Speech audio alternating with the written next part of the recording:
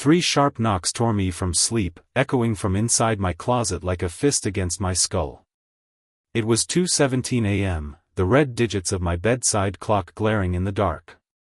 The house was silent, suffocatingly so, save for the faint hum of the fridge 2 floors below.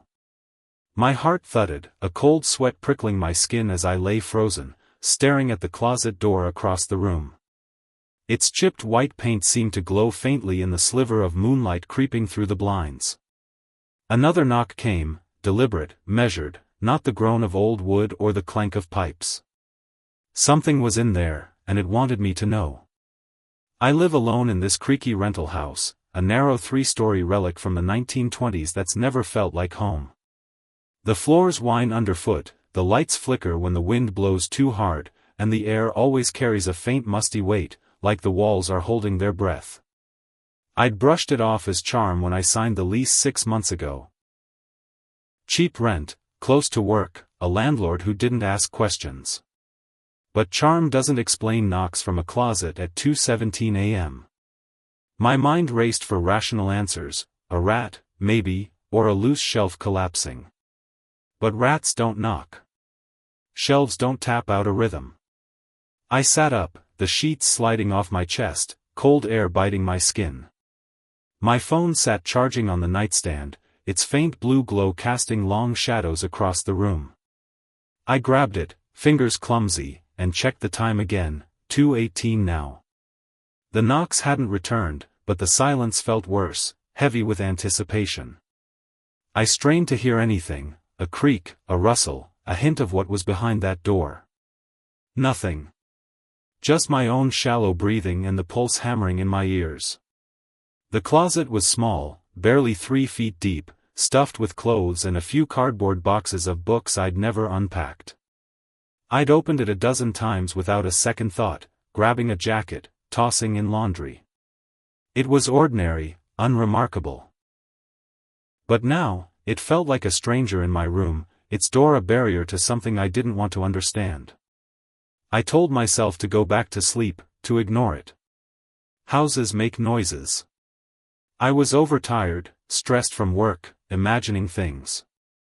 But my body wouldn't listen. My eyes stayed glued to the door, waiting. Then it came again, 3 knocks, sharper this time, like knuckles rapping with intent. My breath caught, a cold jolt shooting down my spine. I slid out of bed, feet hitting the icy hardwood, and reached under the frame for the baseball bat I kept there. Its weight felt flimsy in my shaking hands, but it was something. I stood, staring at the closet, the bat raised like I was ready to swing at whatever was inside. I wasn't. I'm not brave. I'm just a guy who pays his bills and keeps his head down. But those knocks weren't stopping, and I couldn't just lie there, waiting for whatever was in my closet to make the next move. The bat trembled in my hands, its weight doing nothing to steady the panic clawing at my chest. The closet door loomed across the room, its chipped paint a pale smudge in the moonlight, mocking me with its silence. Those 3 sharp knocks still echoed in my skull, each one a nail driven deeper into my nerves.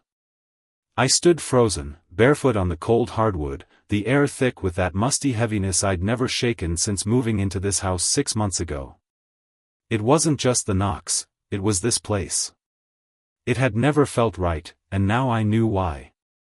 I'd signed the lease in a hurry, desperate for something cheap after a rough breakup left me scrambling. The house was a steel, 3 stories, narrow and old, tucked in a quiet corner of town. The landlord, a gruff guy named Carl, handed me the keys without much talk, muttering about character and history. I didn't care then. I just needed a roof. But from the first night, the house felt alive in a way that made my skin crawl. The floors groaned underfoot like they were complaining. The lights flickered at random, sometimes dimming for no reason. The air always carried a faint damp smell, like wet earth after rain, no matter how much I aired the place out. I'd told myself it was just an old house, built in the 1920s, full of quirks. But quirks don't knock from inside your closet at 2:17 a.m. I glanced at my phone on the nightstand, 2:20 now. The blue glow of its charging light cast jagged shadows across the walls, making the room feel smaller, tighter. I tightened my grip on the bat, my knuckles aching. I wasn't a tough guy. I worked a desk job, crunching numbers for a logistics company, not exactly the type to face down whatever was behind that door. But I couldn't just stand here, waiting for it to knock again. Or worse, to come out. The house had always been too quiet at night, the kind of quiet that presses against your ears until you hear your own pulse.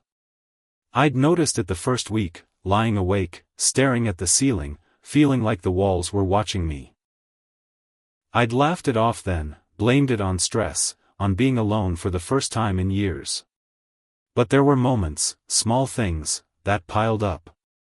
The way my keys would end up on the kitchen counter when I swore I'd left them by the door. The faint scratches I found on the basement steps, too deep to be from a pet I didn't own.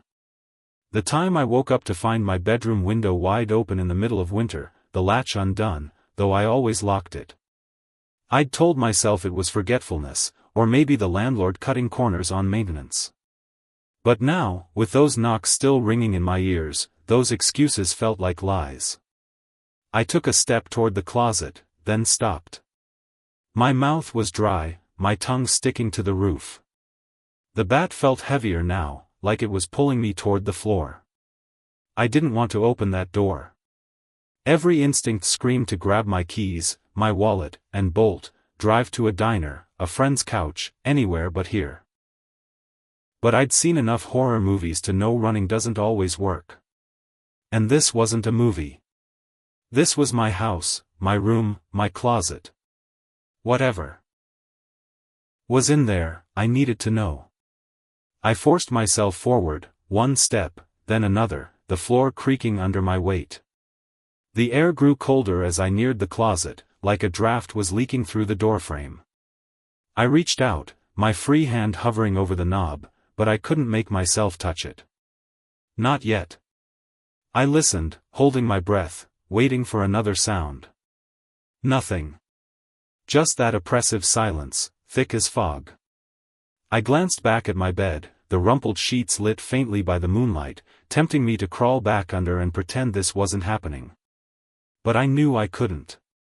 Those knocks weren't random. They were for me. I tightened my grip on the bat, my palms slick with sweat. My other hand closed around the doorknob, the metal cold enough to sting. I stood there, heart slamming against my ribs, counting down in my head. 3, 2, 1. I didn't turn the knob. Not yet. But I knew I would. Because whatever was in that closet wasn't going to wait forever. My hand hovered over the closet doorknob, the cold metal radiating a chill that seeped into my bones. The baseball bat in my other hand felt like a child's toy, useless against the dread coiling in my gut. The house was silent, the kind of silence that swallows sound, leaving only the thud of my pulse in my ears. I stood there, inches from the door, its chipped white paint glowing faintly in the moonlight filtering through the blinds. The knocks from inside the closet, 3 sharp raps at 2:17 a.m., still burned in my mind, each one a taunt I couldn't ignore. This wasn't my imagination. Something was in there, and it was waiting. I'd lived in this house for 6 months, long enough to know its quirks. The creaky floors that groaned underfoot, the lights that flickered when the wind rattled the old windows, the faint musty smell that clung to every room like a bad memory. I'd told myself it was just an old place, built in the 1920s, full of character. But character doesn't knock. Character doesn't make you feel like the walls are pressing in, watching. I'd ignored the signs, the misplaced keys, the scratches on the basement steps, the window I found open in the dead of winter. But now, standing here, I couldn't ignore the truth. This house wasn't right, and whatever was in my closet was part of it. The bat trembled in my grip, my knuckles white. I wasn't a hero. I was a guy who paid his bills, went to work, and kept to himself. The last time I'd swung a bat was in high school, and even then, I wasn't any good. But I couldn't turn back. Not after those knocks. Not after the way they'd cut through the silence, deliberate, like someone, or something, wanted my attention. I took a shallow breath, the air tasting stale, heavy with that damp earth smell that didn't belong in my bedroom. The closet was small. I'd measured it when I moved in, annoyed at how little space it offered. Barely 3 feet deep, 5 feet wide, just enough for my clothes on hangers and a couple of boxes stacked against the back wall. I'd shoved old paperbacks in there, some college textbooks, a few sweaters I never wore. There was no room for anything else. No space for a person, an animal, or whatever could make those knocks. The thought made my stomach lurch. If it wasn't a person, what was it? My mind flashed to every ghost story I'd ever laughed at, every horror movie I'd rolled my eyes through. They didn't feel so funny now. Another knock came, softer this time, almost teasing. Tap. Tap. Tap. My heart lurched, a cold sweat breaking out across my back. The sound was precise, not the random creak of wood or the rattle of a loose pipe. It was intentional, like a finger tapping a table to get your attention. I stepped back, the floor creaking under my bare feet, the bat raised higher now. My phone sat on the nightstand behind me, its blue charging light casting long, jagged shadows across the room. I wanted to grab it, call someone, anyone, but who? The police? And say what? My closet's knocking? They'd think I was drunk or crazy. I forced myself to focus on the door. It was just a door, I told myself. Just a closet. But my body didn't believe it. My legs felt leaden, my mouth so dry I could barely swallow. I took a step closer, the cold air around the doorframe biting at my skin. The knob gleamed faintly, daring me to touch it. I didn't want to. Every nerve screamed to run, to grab my keys and get out of this house. But running wouldn't explain the knocks. It wouldn't make them stop. And deep down, I knew I couldn't live with not knowing. I shifted the bat to my left hand, my right hovering over the knob again. My fingers brushed the metal, and it felt colder than before, almost slick, like it was coated in frost. I yanked my hand back, heart pounding so hard I thought it might crack my ribs. The silence stretched, heavy and thick, broken only by my ragged breathing. Then it came again, another knock, slow and deliberate, like a heartbeat. My eyes locked on the door, searching for movement, a shadow, anything. The crack under the door was dark, too dark, like the light from my room couldn't reach inside. I glanced at the bat, its worn grip slick with my sweat. It wouldn't help, not really. Whatever was in there wasn't going to be stopped by a swing. But it was all I had. I took another step, close enough now that my toes nearly touched the door. The air felt heavier here, pressing against my chest, carrying that sour, earthy smell that made my stomach twist. I reached for the knob again, my hand shaking so bad I could barely hold it. This was it. Open the door, or walk away. But walking away meant lying in bed, waiting for the next knock, the next sound. I couldn't do that. I wouldn't. My fingers closed around the knob, the cold biting into my palm. I held my breath, the bat raised, and counted silently. 3. 2. 1. My fingers tightened around the icy doorknob, the cold biting into my palm like a warning. The baseball bat hung heavy in my other hand, its grip slick with sweat, useless against the dread clawing up my spine. The closet door stood inches from my face, its chipped white paint glowing faintly in the moonlight seeping through the bedroom blinds. Those 3 sharp knocks from 2:17 a.m., and the softer, teasing tap that followed, still echoed in my head, each one a deliberate taunt. I didn't want to open the door. Every instinct screamed to run, to grab my keys and flee this cursed house. But I couldn't. Not knowing what was inside would be worse than facing it. I took a shaky breath, counted to 3, and turned the knob. The latch clicked, loud as a gunshot in the suffocating silence. The door creaked open, slow and heavy, like it was fighting me. A wave of cold air hit first, carrying a stench so foul it made my eyes water, damp rot, like wet earth mixed with spoiled meat. My stomach churned, and I gagged, pressing my sleeve to my nose. The smell wasn't just bad. It was wrong, like something dead had been festering in a space too small to hold it. I fumbled for my phone on the nightstand behind me, nearly dropping the bat as I grabbed it. The blue charging light flickered, casting jagged shadows that danced across the room. I switched on the flashlight, its beam cutting through the dark, and aimed it into the closet. The light should have shown my clothes, the hangers I'd crammed in too tightly, the cardboard boxes of old books stacked against the back wall. But the beam didn't land on any of that. My clothes were there, sure, but they were pushed to one side, bunched together like someone had shoved them out of the way. The back wall of the closet, the one I'd leaned against 100 times while grabbing a jacket, was gone. Instead, the flashlight illuminated a rough, uneven surface, dark and crumbly, like the dirt floor of a cellar. My closet didn't have a dirt floor. It was hardwood, same as the rest of the room. I stepped closer, the beam shaking in my hand, and the smell grew stronger, thick enough to choke on. I swept the light across the closet, my heart hammering so hard I could feel it in my throat. The space was too small for this, 3 feet deep, 5 feet wide, barely enough room for my stuff.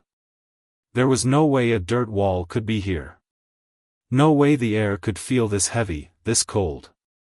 I reached out, my fingers brushing the edge of the doorframe, and felt a faint vibration, like the hum of something alive beneath the wood. I yanked my hand back, the bat raised instinctively, though I knew it wouldn't do any good. My eyes darted to the corners of the closet, searching for an explanation, a loose board, a hidden panel, anything that made sense. But there was nothing. Just that dirt wall, stretching into the shadows, deeper than the closet should have been. The flashlight beam flickered, just for a second, and I froze. The light steadied, but my breath didn't. I took another step, my bare feet sticking to the cold floor, and leaned in, trying to see where the dirt ended. It didn't. The beam stretched into the darkness, revealing more of the uneven surface, pitted and rough like it had been clawed at. My mind scrambled for answers. A sinkhole? A hidden room the landlord never mentioned? But the house was on a concrete foundation, I'd seen the inspection report when I moved in. This wasn't possible. Yet there it was, a wall of dirt where my closet should have ended, mocking every rational thought I had. I swung the light down, checking the floor. It was hardwood, scuffed and worn, but solid. No dirt, no cracks, just the same floor I'd walked on every day. I moved the beam back up, and that's when I saw it, a faint outline in the dirt, like the edge of a trapdoor or a panel, barely visible in the shadows. My mouth went dry, the bat slipping in my grip. I didn't want to touch it. I didn't want to know what was behind it. But the knocks had come from here, from this impossible space, and I couldn't turn away now. I stepped into the closet, the air so cold it burned my lungs. The smell was unbearable now, thick and sour, clinging to my skin. I reached out, my fingers trembling, and brushed the dirt surface. It was damp, almost slimy, and crumbs of earth fell away under my touch. The outline was clearer up close, a rough rectangle, about 3 feet high, like a small door. My heart pounded, my vision narrowing to that spot. I pressed harder, expecting resistance, but the dirt gave way, crumbling inward with a soft thud. A faint draft leaked out, carrying a whisper of sound, something like a low, rhythmic scrape, too faint to be sure. I stumbled back, the flashlight shaking in my hand. The bat hit the floor with a clatter, useless now. My eyes locked on the hole where the dirt had fallen, a jagged opening barely big enough to crawl through. The darkness beyond it was absolute, swallowing the light like it was starving. I wanted to slam the door shut, to pretend I hadn't seen this, but my feet wouldn't move. The scraping sound came again, louder now, deliberate, like nails dragging across wood. It was coming from inside that hole, from whatever lay beyond the closet I thought I knew. The flashlight beam trembled in my hand, cutting through the impossible darkness beyond the crumbled dirt wall in my closet. The air was thick with that sour stench, rotting earth and spoiled meat, clinging to my throat like a living thing. My bare feet stuck to the hardwood floor, the cold seeping into my bones as I stood at the edge of the jagged hole I'd uncovered. The closet, barely 3 feet deep, shouldn't have held this, a rough, dirt-walled tunnel stretching into a void that swallowed the light. The baseball bat lay forgotten on the floor behind me, useless against whatever was happening. The scraping sound came again, slow and deliberate, like nails clawing at wood, pulling my eyes to the corner of the closet where the shadows seemed to breathe. I swung the flashlight down, the beam catching something that made my blood freeze. A hand, pale, unnaturally thin, with fingers too long for any human, curled around the edge of a splintered board leaning against the dirt wall. Its nails were black, jagged, like they'd been chewed to sharp points. The skin was waxy, almost translucent, veins faintly visible beneath it, pulsing in the dim light. My breath stopped, my heart slamming against my ribs. The hand twitched, its fingers flexing slowly, deliberately, as if testing the air. Then it moved, sliding back into the shadows with a faint scrape, the sound sharp enough to cut through the silence. My stomach lurched, and I stumbled back, the flashlight shaking so badly the beam danced across the closet. I slammed the door shut, the wood rattling in its frame, the sound echoing like a gunshot in the quiet house.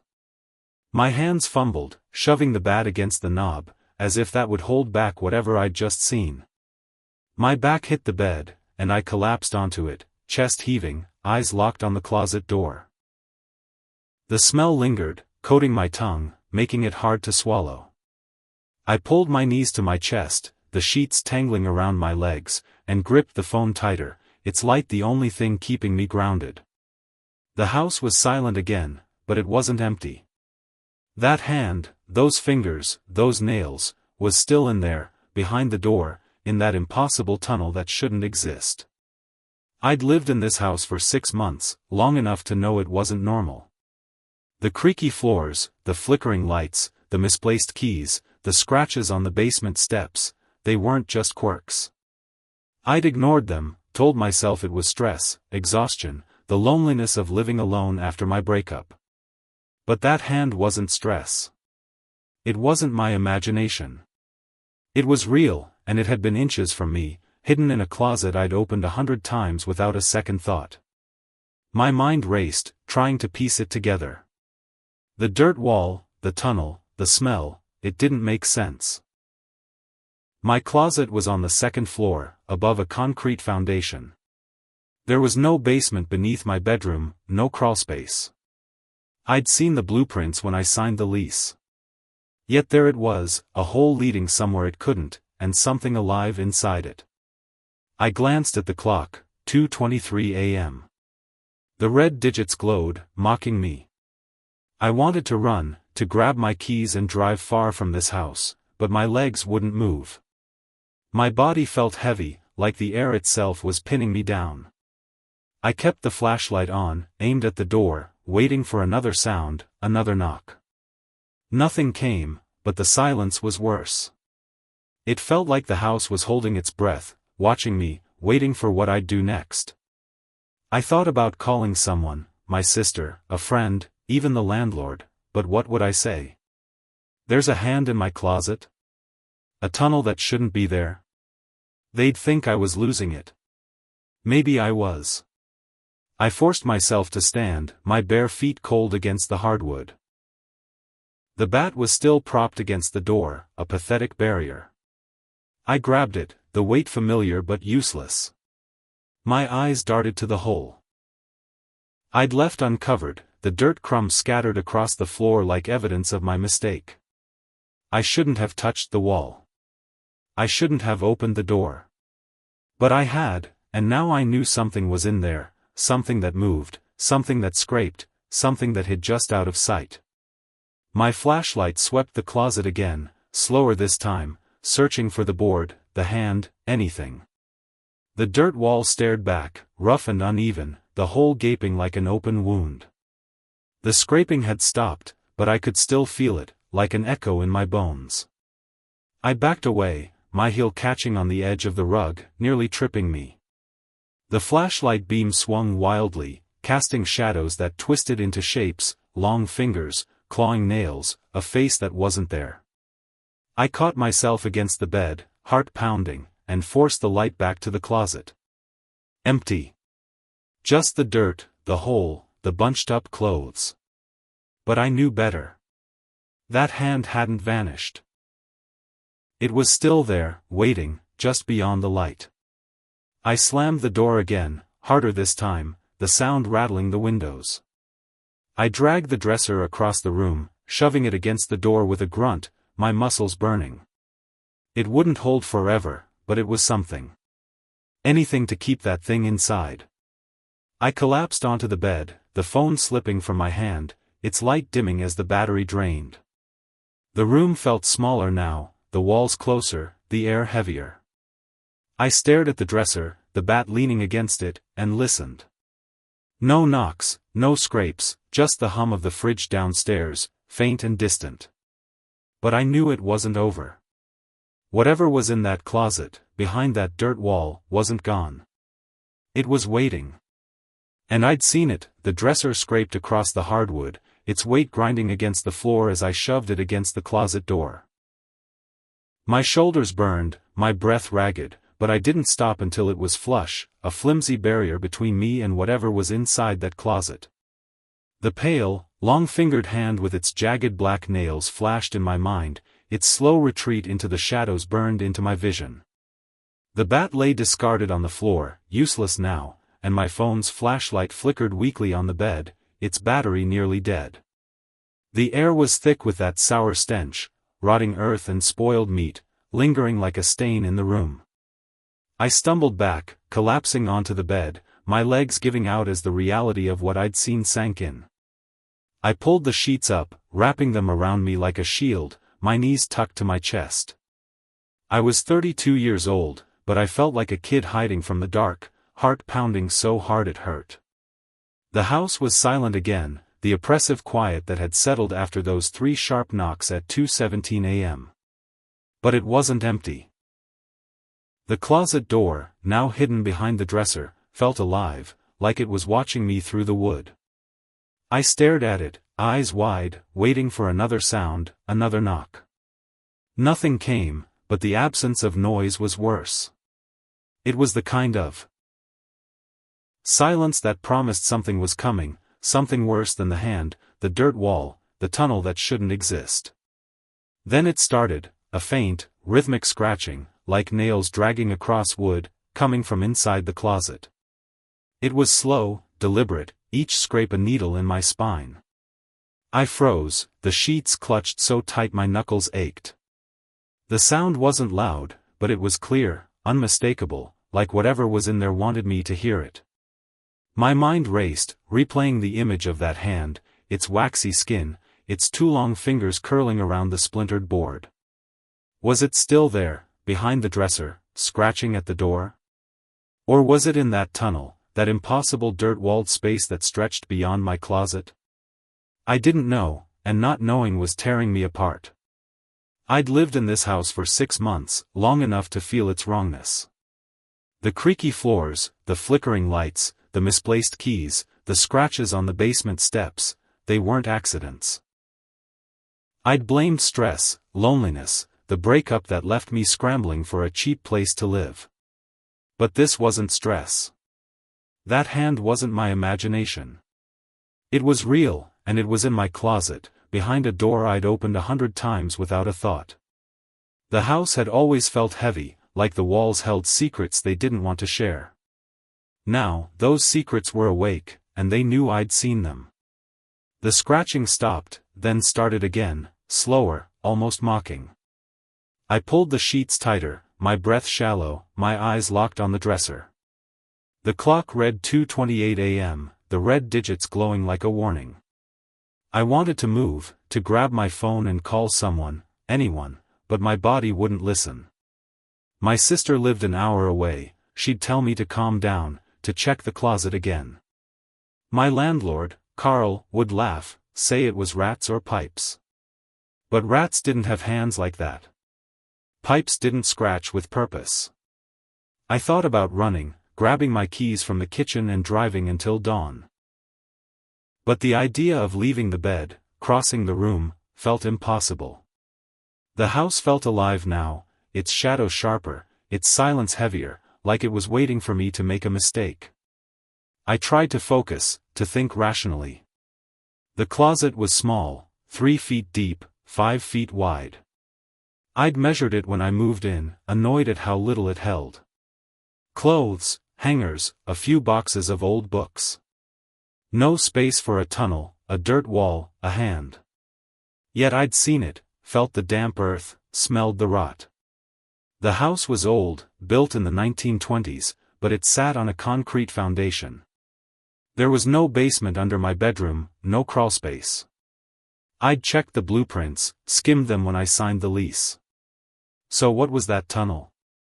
Where did it lead? And what was scratching, waiting, just beyond the door? The scratching grew louder, more insistent, like it was testing the wood. I slid further under the sheets, my back pressed against the headboard, my eyes never leaving the dresser. The flashlight on my phone flickered again, then died, plunging the room into near darkness. Only the moonlight through the blinds and the clock's red glow remained, casting the room in a sickly pallor.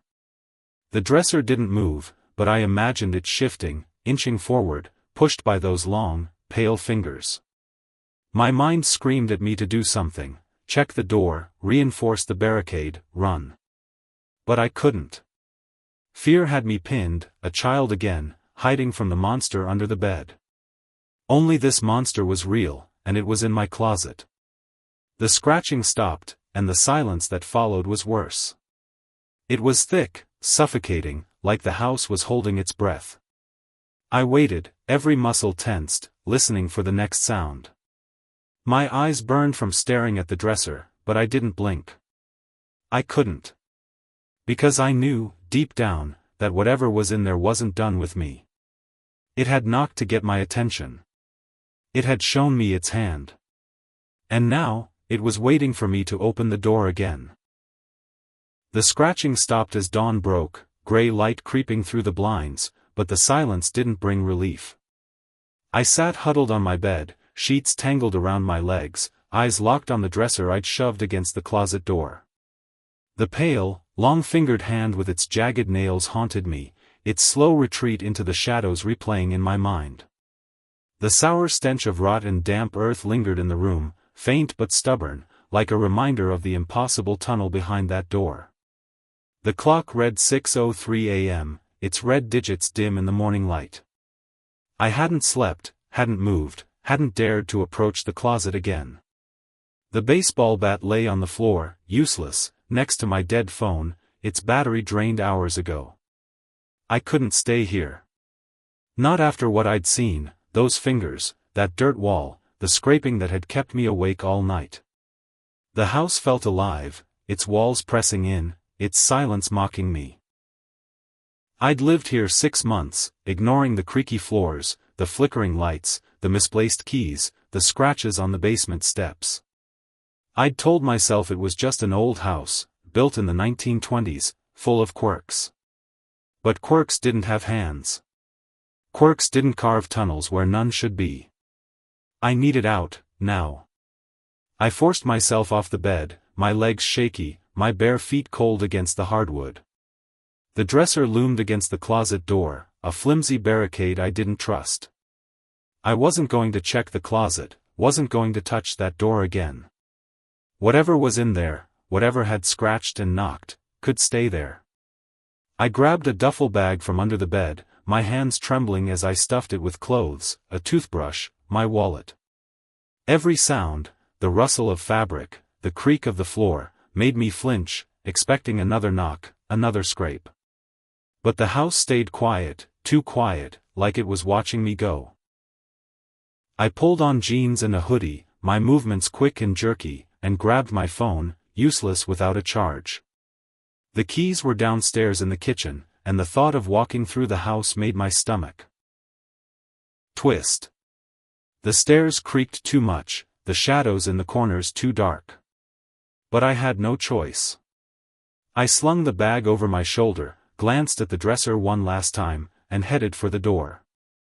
The hallway was dim, the single bulb flickering as I passed. The air felt heavier here, like the house was holding its breath, waiting for me to slip up. The kitchen was cold, the linoleum icy under my socks. My keys sat on the counter, right where I'd left them, glinting in the gray morning light. I snatched them, my fingers brushing something damp, a faint smear of dirt on the counter, like someone had dragged their hand across it. My heart lurched, but I didn't stop to think. I grabbed my shoes, yanked them on, and headed for the front door. The lock stuck, as it always did, and for a moment I thought the house wouldn't let me leave. I twisted harder, the bolt gave, and I stumbled outside, the cold air hitting my face like a slap. My car was parked in the driveway, an old sedan that barely ran half the time. I threw the bag in the back, slid into the driver's seat, and locked the doors. The engine sputtered, then caught, and I backed out without looking at the house. I didn't want to see it, didn't want to think about the closet, the hand, the tunnel. I called work from the road, my voice hoarse as I mumbled about a family emergency, too shaken to care if my boss believed me. I wasn't going back. Not today, maybe not ever. I drove an hour to my sister's place, a small apartment in a town just far enough to feel safe. The highway was quiet, the early morning mist clinging to the asphalt, but my hands gripped the wheels so tight my knuckles ached. Every shadow in the rearview mirror looked like that hand, every bump in the road like a knock. By the time I pulled into her complex, my shirt was damp with sweat, my eyes burning from lack of sleep. I grabbed my bag, locked the car, and climbed the stairs to her door, my legs heavy, like the house was still pulling at me. Sarah answered on the second knock, her hair messy, eyes bleary from sleep. "What the hell, Matt? It's not even 7. I must have looked like a wreck, pale, unshaven, my hoodie wrinkled, because her frown softened. I forced a story about a break-in scare, keeping it vague, heard noises, thought someone was in the house, didn't want to stay. She didn't press, just nodded and let me in, pointing to the couch. "Crash here as long as you need," she said, yawning as she shuffled back to her room. I mumbled a thanks, dropped my bag, and sank onto the couch, the cushions soft and normal, nothing like the suffocating weight of my house. The apartment was warm, lived in, with dishes in the sink and a faint smell of coffee. It felt safe, ordinary, a world away from the closet and its dirt-walled tunnel. I plugged my phone into a charger on the coffee table, watching the screen light up, and tried to convince myself I was okay. I'd left the house, left whatever was in there. Distance would fix this. Sleep would fix this. But as I lay back, staring at the ceiling, the memory of that hand, its waxy skin, its jagged nails, clawed at me. I closed my eyes, willing myself to rest, but deep down, I knew. The house wasn't done with me. And whatever was in that closet wasn't staying behind. The couch in Sarah's apartment was soft, worn from years of use, a stark contrast to the rigid tension of my own house.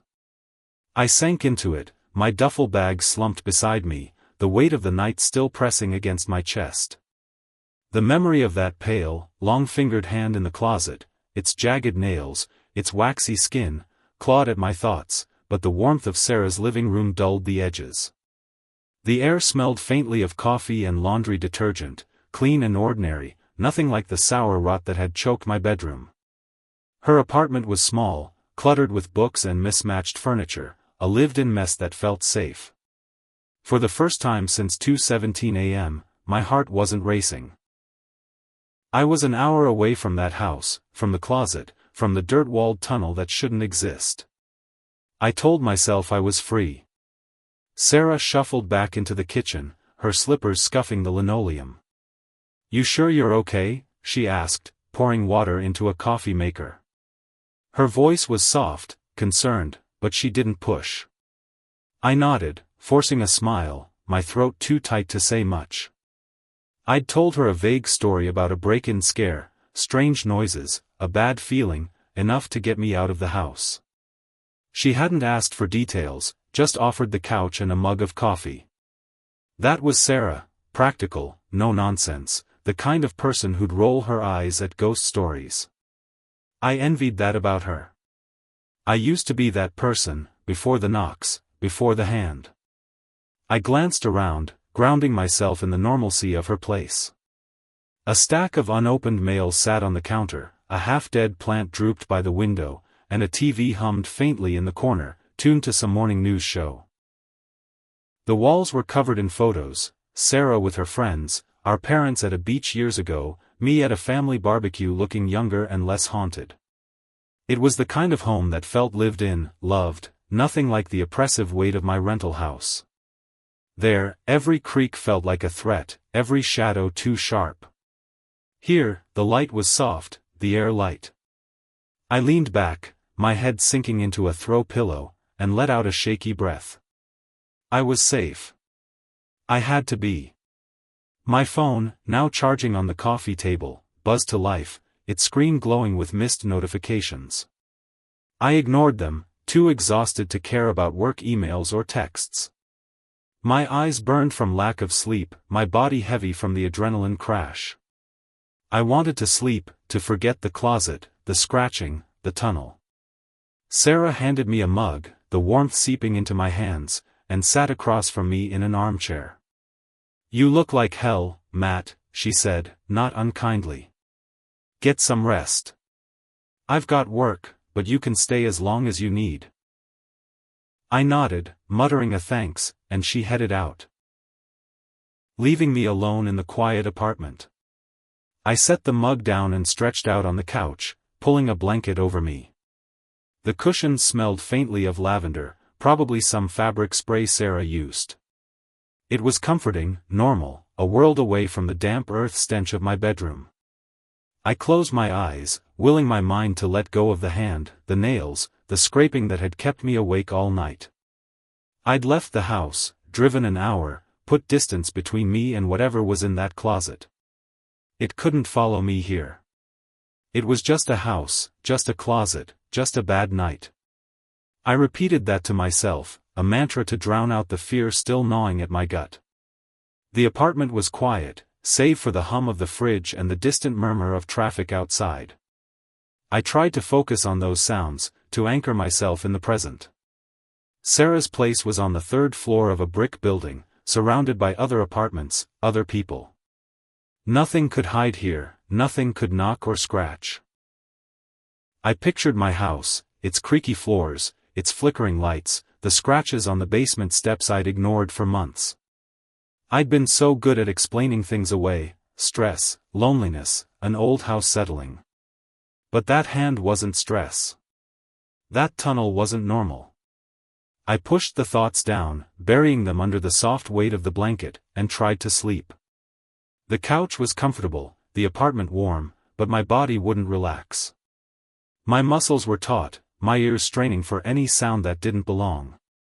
A creak from the floor above made me flinch, my eyes snapping open. Just a neighbor, I told myself. Just a building. But the memory of the scratching, slow and deliberate, lingered like a bruise. I stared at the ceiling, counting the cracks in the plaster, trying to calm my pulse. I was safe here. Sarah's apartment was normal, grounded, nothing like the oppressive weight of my house. I'd stay here a day, maybe two, until I could figure out what to do. Call the landlord, maybe. Get someone to check the closet. Or never go back. I closed my eyes again, the exhaustion pulling at me. The blanket was heavy, the couch soft, and for a moment, I felt the edges of sleep. The hand was gone, the tunnel was far away, the house was just a bad memory. I'd escaped. I'd left it behind. As I drifted, the last thing I thought was how good it felt to be somewhere normal, somewhere safe, somewhere the shadows didn't move on their own. The scratching under Sarah's couch was a blade against my nerves, each slow, deliberate drag of nails on wood slicing through the silence of her apartment. The 3 sharp knocks at 2:17 a.m., the same ones that had haunted my house, still echoed in my skull, now coming from inches below where I lay, paralyzed on the cushions. My body was rigid, every muscle locked, my breath shallow and ragged. The blanket had slipped to the floor, leaving me exposed in the dim glow of my phone's charging light, its faint flicker casting twisted shadows across the room. The air was cold. Too cold, carrying a faint whiff of that sour rot, damp earth and spoiled meat, that I'd thought I'd left behind in my closet. But it was here, in Sarah's normal, cluttered apartment, an hour away from the house I'd fled. Whatever was in that tunnel, that pale hand with its jagged nails, had followed me. I didn't move, didn't dare lift my head. My eyes were wide, fixed on the ceiling's cracked plaster, barely visible in the dark. The apartment was silent except for the knocks, the kind of silence that presses against your ears, heavy with dread. I waited, listening for Sarah's snoring down the hall, for any sign this was a dream, a trick of my exhausted mind. But the air felt wrong, too thick, too cold, like the closet's chill had seeped into this place. My mind raced, replaying the hand, the tunnel, the scratching that had kept me awake all night. I'd thought distance would save me, that Sarah's warm, cluttered apartment would be a shield. I was wrong. Another knock came, softer, almost teasing, vibrating through the couch's frame. My stomach lurched, and I pressed myself deeper into the cushions, as if they could hide me. The sound was close, too close, like whatever was under there was inches from my spine. I wanted to scream, to wake Sarah, but my throat was dry, my voice gone. What would I tell her? That the thing from my closet had followed me here? That it was knocking under her couch? She'd think I was crazy, and maybe I was. But those knocks were real as the hand, the dirt wall, the sour stench that still lingered in my memory. The scratching started then, slow and rhythmic, like nails dragging across wood. It was the same sound from my closet, deliberate, mocking, each scrape a needle in my nerves. My eyes darted to the floor, but I couldn't see under the couch from where I lay. The shadows were too dark, too thick, like they were hiding something. I gripped the blanket on the floor, my knuckles aching, and forced myself to stay still. Moving felt dangerous, like acknowledging the sound would make it worse. My phone buzzed faintly on the coffee table, its screen flickering, but I didn't reach for it. I couldn't. My body was frozen, my breath shallow, as the scratching grew louder, more insistent, like it was carving its way toward me. I thought of my house, its creaky floors, its flickering lights, the scratches on the basement steps I'd ignored for months. I'd told myself it was just an old place, built in the 1920s, full of quirks. But quirks didn't follow you. Quirks didn't knock under your sister's couch in the middle of the night. My mind scrambled for answers, a prank, a rat, a pipe, but none fit. The knocks were too precise, the scratching too purposeful. Whatever was in my closet, behind that dirt wall, wasn't tied to the house. It was tied to me, and the realization hit like a punch, stealing what little breath I had left. The apartment felt smaller now, the walls closer, the air heavier. Sarah's normal, lived in space, her coffee mugs, her half-dead plant, her photos on the walls, seemed to fade, swallowed by the same oppressive weight I'd felt in my house. The scratching paused, and the silence was worse, thick and suffocating, like the thing under the couch was waiting, listening. I strained to hear Sarah's breathing, a neighbor's footsteps, anything to prove I wasn't alone with it. But there was nothing, just the cold, the shadows, and the faint hum of my phone, its light flickering like it was struggling to stay on. I wanted to run, to grab my keys and drive until dawn, but my body wouldn't move. My legs felt leaden, my arms pinned by fear. The scratching started again, slower, almost taunting, each scrape deeper, like it was digging through the wood. I imagined that hand, its waxy skin, its jagged nails, clawing its way up, inches from my back. My heart pounded so hard I thought it would burst, my vision narrowing to the ceiling's cracks. I wanted to call out for Sarah, to wake her, but what could she do? She didn't know about the tunnel, the hand, the knocks. She'd think I was losing it, and maybe I was. But the scratching was real, and it was here, in her apartment, under me. The clock on the wall ticked faintly, its hands stuck at 2:17 a.m., though I knew that couldn't be right. Time felt wrong, stretched, like the apartment was bending under the weight of whatever was beneath me. The scratching grew louder, more deliberate, the nails dragging with purpose now, like they were spelling something out. My eyes burned, tears welling up, but I didn't blink, didn't move. I was trapped, not just by fear but by the thing itself, its presence a weight I couldn't shake. I'd run an hour to escape it, to find safety in Sarah's normal, cluttered world, but it had followed me, found me, and now it was here, under the couch, scratching, waiting, knowing I couldn't run forever. The scratching under Sarah's couch was a relentless assault, each slow, deliberate drag of nails on wood a pulse in the dark, inches from my head. The 3 sharp knocks at 2:17 a.m. had shattered any hope of safety, their echo now a permanent scar in my mind. I lay paralyzed, my body pressed into the cushions, every muscle locked as fear pinned me like a specimen. The blanket lay crumpled on the floor, useless against the cold that seeped through the apartment, carrying the faint, sour stench of rot, damp earth and spoiled meat, that I'd fled an hour to escape. My phone's flickering light on the coffee table cast jagged shadows, twisting Sarah's normal, cluttered living room into something sinister. The thing from my closet, with its pale, long-fingered hand and jagged nails, was here, under me, and I couldn't move, couldn't scream, couldn't do anything but listen. The scratching was louder now, more insistent, each scrape a deliberate taunt, like it knew I was trapped.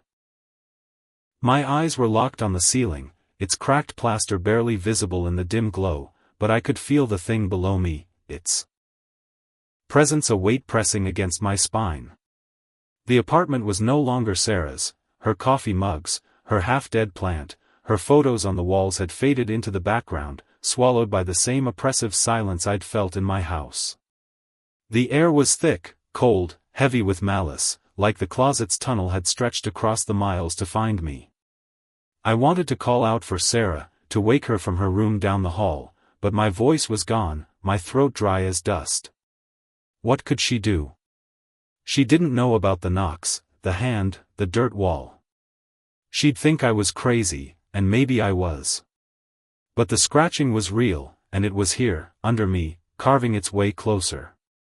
I tried to focus, to find something to anchor me.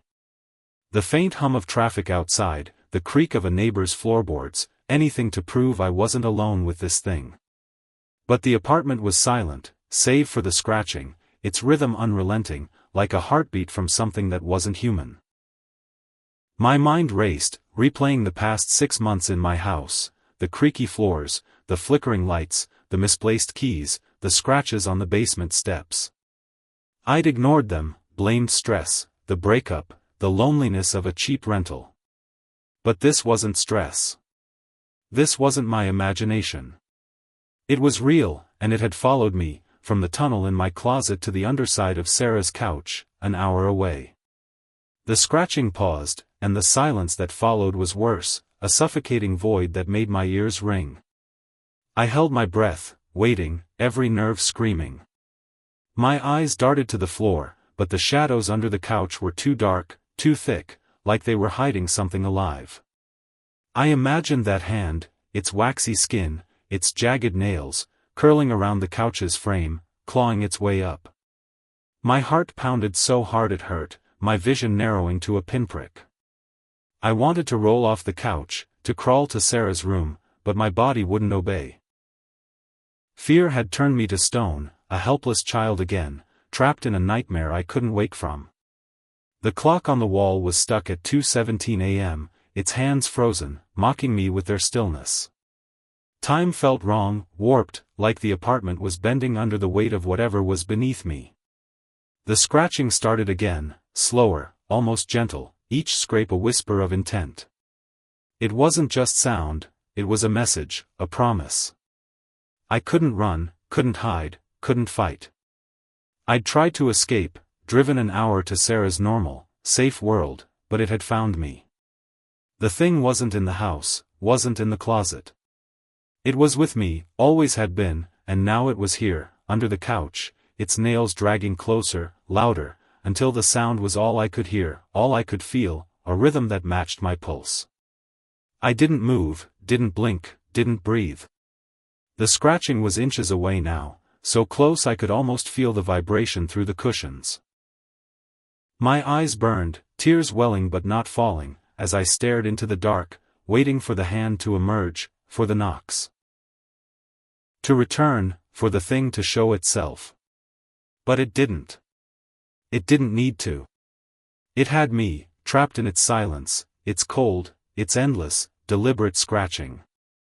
And as I lay there, helpless, the sound grew louder, closer, until it was inside my head, a chilling promise that it would never let me go.